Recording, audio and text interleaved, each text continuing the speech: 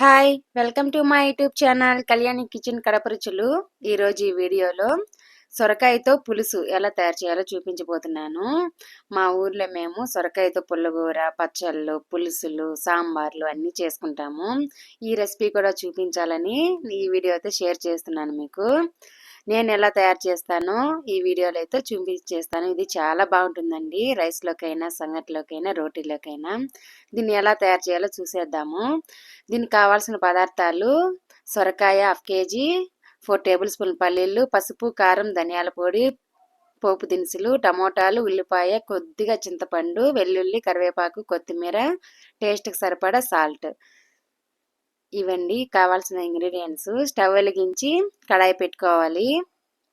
సొరకాయ తింటే జలుబు అది ఇది అంటా ఉంటారండి. ఏమీ కాదు. మేమైతే 2-3 రోజులకు ఒకసారి చేసుకొని తింటూనే ఉంటాము. పిల్లలకు కూడా పెడతాము. కడాయి హీట్ ఎక్కిన తర్వాత వేరుశనగ పప్పులు వేసుకోవాలి. అవి బాగా దోరగా వేయించుకోవాలండి. లో ఫ్లేమ్లో వేయించుకోండి. బాగా వేగి టేస్ట్ అనేది బాగుంటాయి. హై ఫ్లేమ్లో తొందరగా మనకి కలర్ వచ్చేస్తాయి కానీ పచ్చి వాసన అనేది పోదు. చిన్న మంట పైన వేయించుకుంటే బాగా వేగుతాయి. ఇప్పుడు ఒక మిక్సర్ జార్ తీసుకొని అందులో వేయించి పొట్టు తీసి పెట్టిన పల్లీలు వేసుకోవాలి. కారపొడి, ధనియాల పొడి 1 టేబుల్ స్పూన్ అండి. కారపొడి వచ్చేసి 1/2 టేబుల్ స్పూను. మీకు స్పైసీకి తగినంత వేసుకోండి. మీరు మీ ఇంట్లో ఎంతైతే తింటారో అంత వేసుకోవచ్చు. వెల్లుల్లి, 1 ఇంచ్ అయితే చింతపండు తీసుకున్నానండి. చింతపండు నేను మసాలాతోనే గ్రైండ్ చేసుకుంటున్నాను. మీరు నానబెట్టుకొని చింతపులుసు అయినా వేసుకోవచ్చు. ఈ విధంగా పౌడర్ చేసుకున్న తర్వాత కొద్దిగా నీళ్లు వేసుకొని మెత్తగా అయితే గ్రైండ్ చేసుకోండి. మనకు పల్లీలు తొందరగానే వేగిపోతాయి. కొబ్బరి అయితే కొంచెం లేట్ అవుతుంది కానీ వేరుశనగకాయ పప్పులు వేసుకుంటే చాలా ఈజీగా అయిపోతుంది. ఇప్పుడు స్టవ్ వెలిగించి అందులో కుక్కర్ అయితే పెట్టుకుంటున్నాను. కుక్కర్లో చేయడం వల్ల చాలా ఈజీగా అయిపోతుందండి. అన్ని పోపు పెట్టేసి క్లోజ్ చేసేసి మాత్రం మన పని మనం చేసుకోవచ్చు. టేస్ట్ కూడా ఎక్కువగా ఉంటుందండి. మామూలుగా చేసేదానికన్నా కుక్కర్లో చేస్తే టేస్ట్ అనేది కొంచెం ఎక్కువ వస్తుంది. నేనైతే కుక్కర్ హీట్ ఎక్కిన తర్వాత ఒక గరిటె ఆయిల్ వేసాను. ఇది 6-7 టేబుల్ స్పూన్ల ఆయిల్ ఉంటుంది. పోపు దినుసులు వేగిన తర్వాత ఉల్లిపాయ ముక్కలు కూడా వేసుకొని తర్వాత కరివేపాకు వేసి సాల్ట్, పసుపు వేసి ఒకసారి బాగా కలుపుకోవాలి. మనకి ఇవేం ఎక్కువ వేగాల్సిన అవసరం లేదండి. పులుసు కదా, లైట్గా మనకి కలర్ చేంజ్ అయితే సరిపోతుంది.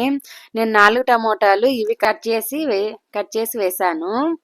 టమోటాలు కూడా మనకి మెత్తగా ఏమీ మగ్గాల్సిన అవసరం లేదండి. మనకు లైట్గా అలా సాఫ్ట్ అయితే సరిపోతుంది.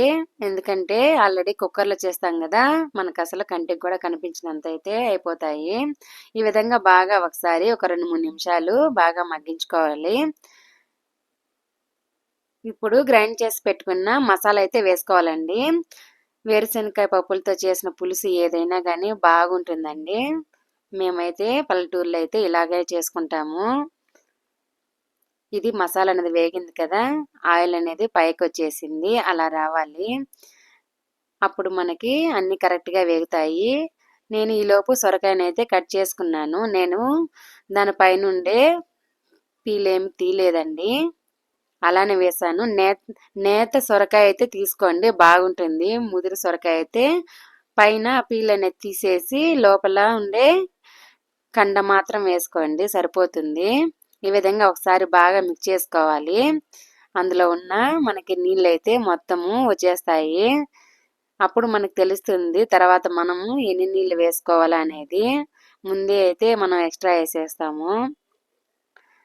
నాకైతే 2 కప్పులు వచ్చాయండి. 1/2 కేజీ సొరకాయకి. 4 టమోటాలు, తగినంత కారపొడి, ఉప్పు వేసుకున్నాను. మీకు సరిపడా అయితే వేసుకోండి. చింతపులుసు అనేది కొంచెం తక్కువ వేసుకోండి. టమోటాలు వేసాను కదా, కొద్దిగా కారంగా ఉంటేనే బాగుంటుంది కూర. చాలామంది పులుపు ఇష్టపడే వాళ్ళు పులుపైన వేసుకోవచ్చు.